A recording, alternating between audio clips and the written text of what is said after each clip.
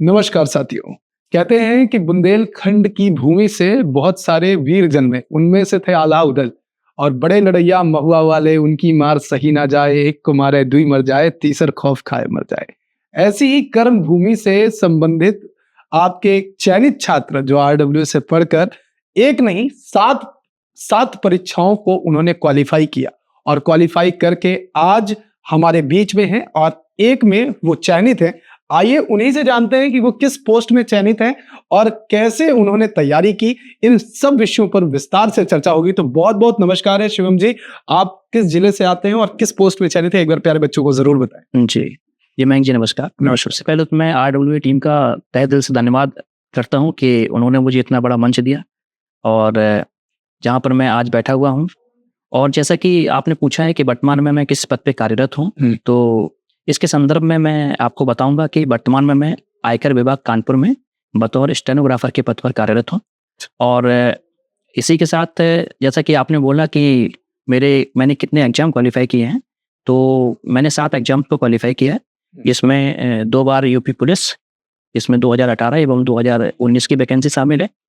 And Allahabad high court का जो अभी पद निकला हुआ है ग्रुप सी एवं ग्रुप डी का, जिसमें junior assistant and stenographer grade 3, ये दोनों वैकेंसी निकली हुई है। तो 2023 की वैकेंसी में मेरा दोनों में चयन हुआ था और जूनियर असिस्टेंट में मेरी रैंक थी 31 ऑल यूपी में एंड स्टेनोग्राफर के पद पर मेरी रैंक थी 43 जी। बहुत बढ़िया जी। तो आरडब्ल्यू से कब से जुड़े रहे आप?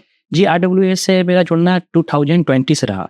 कोरोना काल था एंड 2000 मतलब जब शुरुआत हुआ, जब अंकित सर पेन बोर्ड से पढ़ा रहे थे, उसी वक्त से आप आरडब्ल्यू से आपने साथ निभाया और लगातार अपनी तैयारी आरडब्ल्यू से की। तो बहुत बहुत पहले तो आपको कॉन्ग्रेचुलेशंस कि आपने एक ऐसा मुकाम हासिल किया।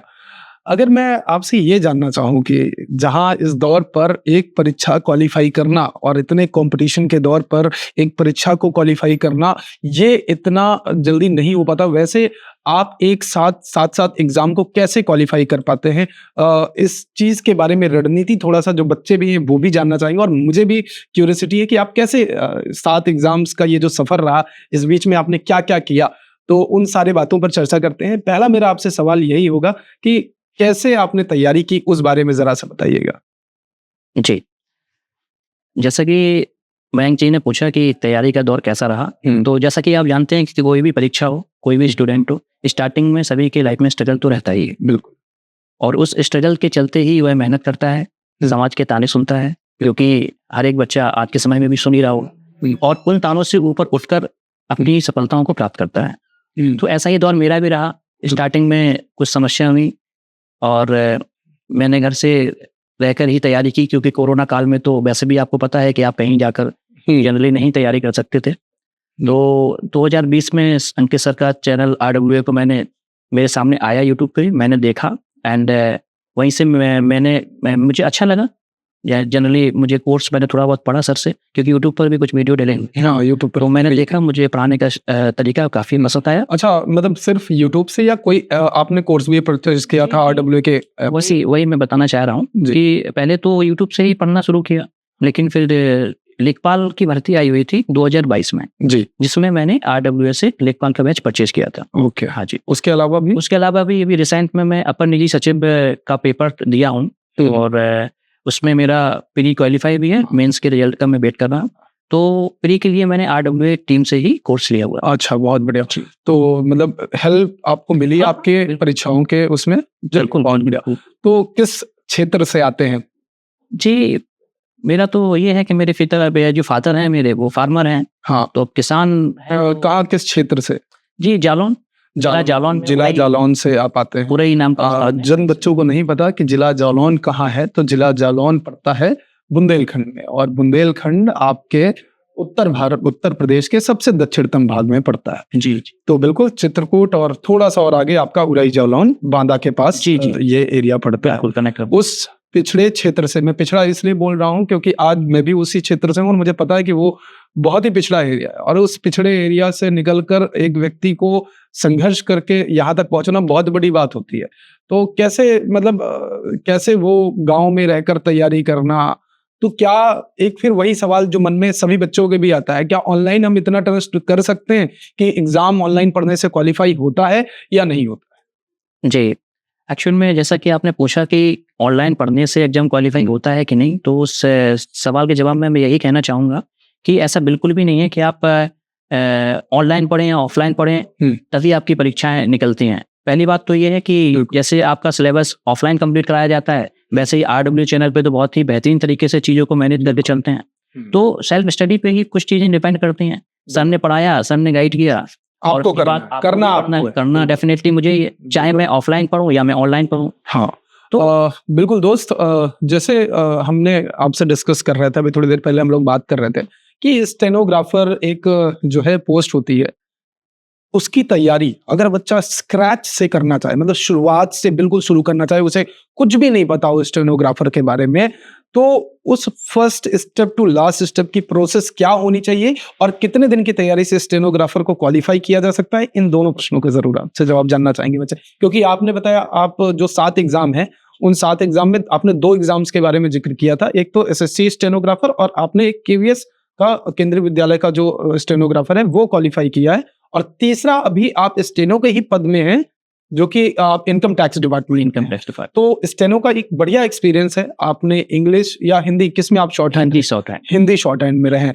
तो वो जो बच्चा है, जो उस वर्ग का बच्चा है जो स्टेनो, जिसका सपना ही, क्योंकि स्टेनो एक ऐसा होता है ना कि जैसे जो पुलिस वाला बच्चा होता है वो पुलिस की तैयारी करता है, जो स्टेनो वाला होता है वो माइंड मेकअप कर लेता है, मैंने शॉर्ट हैंड सीख ली तो मुझे स्टेनो ही बनना है। एकदम रिलैक्स वाली पोस्ट है, मजेदार वाली पोस्ट है, बहुत बढ़िया, आराम से।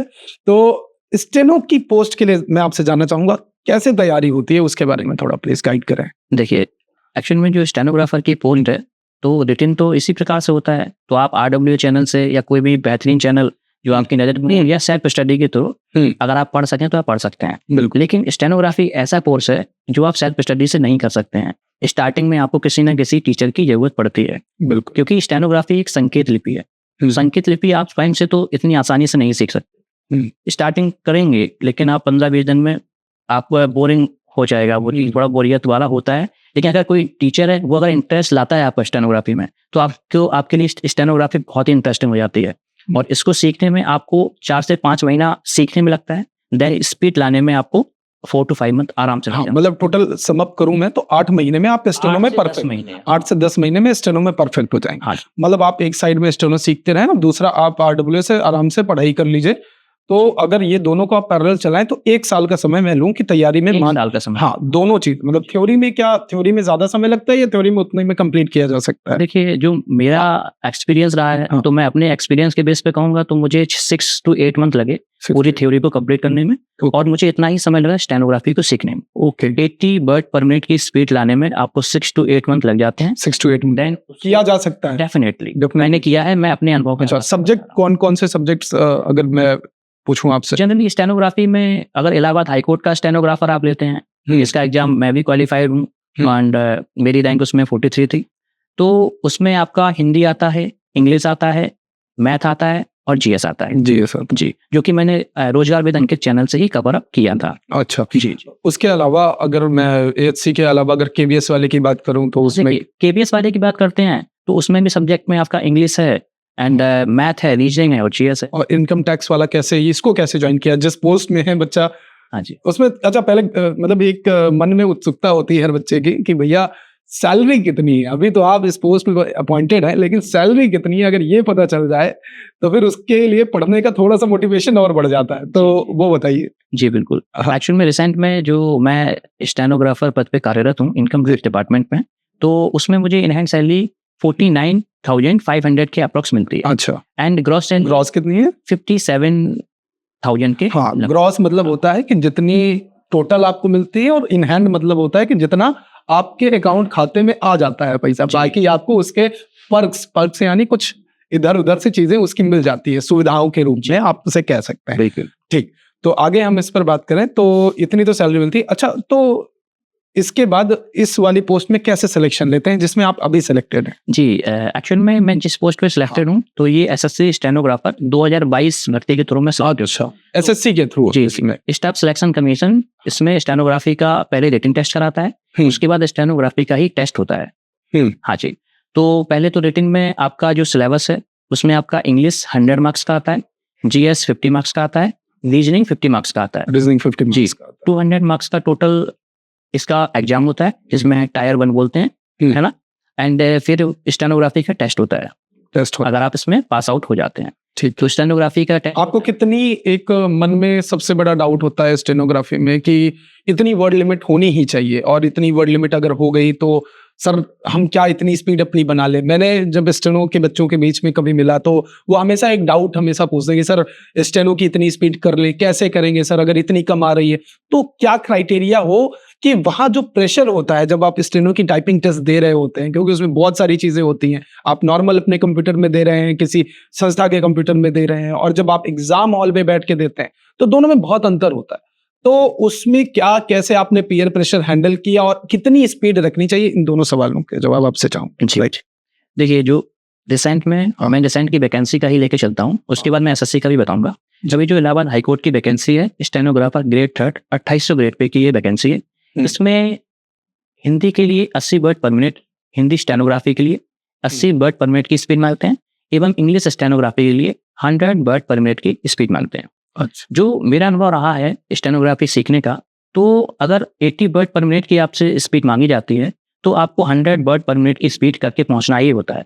इसका कारण क्या है? एग्जाम हॉल में आपके ऊपर काफी प्रेशर होता है, एंड उस प्रेशर को हैंडल करने के लिए आपका हाथ थोड़ा बहुत तो बीच में रुक ही जाता है। तो अगर आप 100 वर्ड पर मिनट की स्पीड लेके जाएंगे तो डेफिनेटली 80 वर्ड पर मिनट की स्पीड को क्वालिफाई करेंगे। मैंने भी जब एआरओ की टाइपिंग दी थी तो उसमें मैं टाइप कर रहा था, और लिटरली जो कहते हैं ना कि प्रेशर किसे कहते हैं कि हाथ कांपने लगता है। डेफिनेटली हाथ कांपने लगता है जब आप टाइपिंग टेस्ट देते हो, तो उसमें कई बार होता है। और तो वो प्रेशर कैसे हैंडल होता है? जी, मैं इसके बारे में भी आपको बताऊंगा कि चूंकि मैंने इलाहाबाद हाईकोर्ट जूनियर असिस्टेंट में जूनियर असिस्टेंट ले रखा है। हाँ, आप जूनियर असिस्टेंट में भी बता रहे थे ना आपका सिलेक्शन है। मेरा सिलेक्शन है। उसमें ज्वाइन क्यों नहीं किया?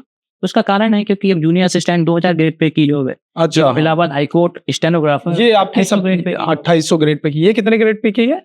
ये जनरली अभी 2400 ग्रेड पे की है, हाँ। बट सेंट्रल की सर्विस है, सेंट्रल की सर्विस है, इसलिए ज्वाइन किया। प्रमोशन एस्पेक्ट बहुत अच्छा। हाँ, प्रमोशन एस्पेक्ट की वजह से इसमें आप डिपार्टमेंटल एग्जाम के थ्रू 4 से 5 साल में इनकम टैक्स इंस्पेक्टर भी बन सकते हैं। अच्छा, तो ये एक खास बात है, ये एकदम आगे, मतलब आगे का कैरियर जो है बढ़िया बढ़िया, आप बहुत बढ़िया। मैं आपको बताना चाहूंगा कि इससे पहले मैं इलाहाबाद हाईकोर्ट में स्टेनोग्राफर के पद पर ही कार्यरत था। अच्छा। मैं जालौन में, और जालौन की उरई कस्बा है, सिटी है, वहाँ मैं स्टेनोग्राफर के पद पर कार्यरत, मतलब घर जज का स्टेनो था मैं। घर में थे? हाँ, मैं मतलब घर में थे, आसपास के क्षेत्र में? डेफिनेटली आसपास के क्षेत्र में एकदम भोकाल पूरा टाइट था। डेफिनेटली भाई, कोर्ट में आप होते हैं तो आपको तो पता ही है कि कोई भोकाल में कोई कमी तो रहती नहीं है। बट कैरियर ग्रोथ को लेकर मैंने इनकम टैक्स। अच्छा, मतलब कुछ लोग भोकाल सबसे ऑफेंस मत होना, ये बुंदेलखंड में भोकाल सब बहुत कॉमन सा। भोकाल तो कॉमन, तो ऐसा ही है। हाँ जी, मैं टाइपिंग के लिए आपको बता रहा था। तो जूनियर असिस्टेंट में टाइपिंग जो टाइपिंग आती है वो 25 marks Hindi and 25 marks English, 50 marks की टाइपिंग आती है। तो स्टार्टिंग में मुझे भी थोड़ी बहुत प्रॉब्लम हुई, लेकिन फिर मैंने चीज़ों को समझा। मैंने एक बार और इसका पेपर दिया था, मैं वहाँ एग्जाम हॉल में गया, वहाँ पे जैसे ही टाइपिंग स्टार्ट होती है तो इतना प्रेशर होता है, इतना शोर होता है कि भाई आप उन शोर को अगर सुनने में लग गए ना तो आपके हाथ ही रुक जाएंगे। ये प्रेशर होता है। फिर मैंने वहाँ से उस प्रेशर को समझा, देन यहाँ आके प्रिपरेशन की। एक्चुअल में उसमें इंग्लिश में 30 वर्ड पर मिनट की स्पीड मांगते हैं, इंग्लिश टाइपिंग की बात कर रहा हूँ, जूनियर असिस्टेंट में, और हिंदी में 25 वर्ड पर मिनट की स्पीड मांगते हैं। तो अकॉर्डिंग टू मी जो मैंने किया, तो जो 30 वर्ड पर मिनट की स्पीड मांग रहे थे, मैं 45 वर्ड पर मिनट की करके गया इंग्लिश में, एंड हिंदी में मैं 35 वर्ड पर मिनट की करके गया था, क्योंकि 10 मुझको लेना पड़ा था कि अगर वहाँ मेरा प्रेशर से हाथ रुक जाए तब भी यहाँ मैनेज हो जाए। अच्छा, तो ये एक बड़ी बात है। अब अभी वैकेंसी आई है, सबको पता है, आप भी जानते हैं। तो उन बच्चों के लिए अगर लास्ट में मैं पूरा ओवरऑल समअप करूं कि वो जो बच्चे हैं जो अभी तैयारी कर रहे हैं, उनके लिए कैसी प्रिपरेशन की, वो क्या की पॉइंट्स हैं जिनसे उनका सिलेक्शन एकदम तय हो जाए कि नहीं इस चीज को फॉलो कर ले, इन की पॉइंट्स को फॉलो कर ले? अगर 3 पॉइंट्स में मैं आपसे पूछूं कि इनको फॉलो कर लिया तो मतलब सिलेक्शन डन। जी। एक्चुअल में अभी जो Allahabad high court junior assistant and stenographer grade 3, इसके लिए मैं थोड़ी सी स्ट्रेटजी बताना चाहूँगा जो मैंने अनुभव किया, कि अगर आप जूनियर असिस्टेंट में रोजगार बिद अंकित से जुड़ जाते हैं तो आपका रिटन पोर्शन तो कंप्लीट हो जाएगा। इसकी गारंटी मैं ले सकता हूँ खुद के बेस पे, क्योंकि मैंने भी यहीं से पढ़कर सिलेक्शन लिया था। एंड उसके बाद आपका सेकंड टायर होता है टाइपिंग का, जिसमें मैंने बताया आपको कि हिंदी और इंग्लिश दोनों की टाइपिंग होती है।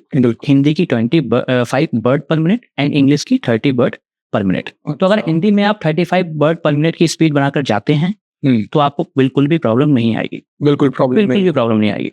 एंड जो इंग्लिश की है उसमें आपको 40 वर्ड पर मिनट की स्पीड बनाकर जानी ही पड़ेगी, क्योंकि एग्जाम का प्रेशर होता है बच्चों का टाइपिंग में, इसीलिए रह जाता है क्योंकि वो एग्जैक्ट उतनी ही स्पीड बनाकर जाते हैं जितना डिमांड में है, जितना उन्होंने मांगा हुआ है। उसी कारण से वो पीछे रह जाते हैं और वो डिस्क्वालीफाई हो जाते हैं। ओके, हाँ जी, क्योंकि इसमें नेट स्पीड मांगते हैं टाइपिंग की। नेट स्पीड का मतलब होता है कि अगर आपने 8 मिनट में या 9 मिनट में टाइपिंग पूरा कर लिया, एक्चुअल में 10 मिनट का टाइपिंग टाइम देते हैं वो, और हिंदी में 250 वर्ड और इंग्लिश में 300 वर्ड, तभी आपका 25 वर्ड पर मिनट हो जाएगा वहाँ। बिल्कुल। और यहाँ इंग्लिश में 30 वर्ड पर मिनट हो जाएगा। तो जो मैं आपको बताना चाह रहा था कि थोड़ा सा एक्स्ट्रा लेकर चलें स्पीड को। हेजिटेट होंगे तो आपको प्रॉब्लम नहीं होगी, बड़े आराम से मैनेज कर और आपकी नेट स्पीड भी मैनेज हो जाएगी। तो ये तो रही अभी तक की प्रोफेशनल जिंदगी और पढ़ाई, और वो बात लास्ट में समअप करते करते अपने संघर्ष की 2 बातें भी हमको बताइए कि हर एक के जीवन में एक टर्निंग पॉइंट होता है। टर्निंग पॉइंट बोलते हैं कि भैया इस मूवमेंट से अब तो करके ही दिखाना है, ये वाला जब मन में भाव हो जाता है तो सिलेक्शन का वो जो पॉइंट होता है ना कि अब तो पक्का हो गया, तो वो सिलेक्शन के पॉइंट आपके जीवन का टर्निंग पॉइंट क्या था जी, वो बताएं प्लीज। जी, अगर टर्निंग पॉइंट का आप कहें तो डेफिनेटली सभी के जीवन में कुछ ऐसी बातें हो जाती हैं जो वास्तव में उन्हें हर्ट कर जाती हैं, और तब से वो ऐसे डिसीजन ले लेते हैं कि भाई करना ही करना है। तो डेफिनेटली मेरी लाइफ में भी कुछ चीज़ें थी।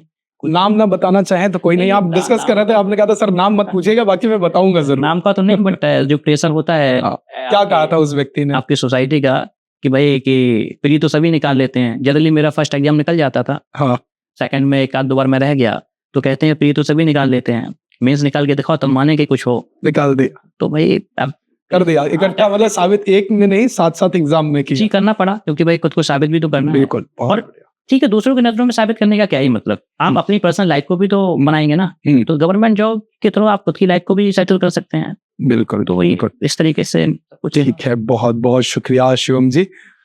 ये आपने सुना शिवम जी को, जिन्होंने अपने जीवन में 7 एग्जाम निकाले। तो प्यारे बच्चों, ये आपके इंस्पिरेशन बन सकते हैं। इंस्पिरेशन आपने सुन के सीखा भी बहुत कुछ होगा, और ऐसी ही बहुत सारी स्टोरीज के लिए, सक्सेस स्टोरी जो शायद आपके या आपके किसी और दोस्त के जीवन में भी बदलाव ला सकती है, तो उन तक ये स्टोरी जरूर आपको पहुंचानी है। आपकी ये जिम्मेदारी बनती है कि शायद किसी की कहानी से किसी के जीवन में एक छोटा सा बदलाव भी आप ला पाए। तो उसके लिए अपने दोस्तों तक जरूर इस स्टोरी को शेयर कीजिएगा। बहुत बहुत धन्यवाद। जय हिंद।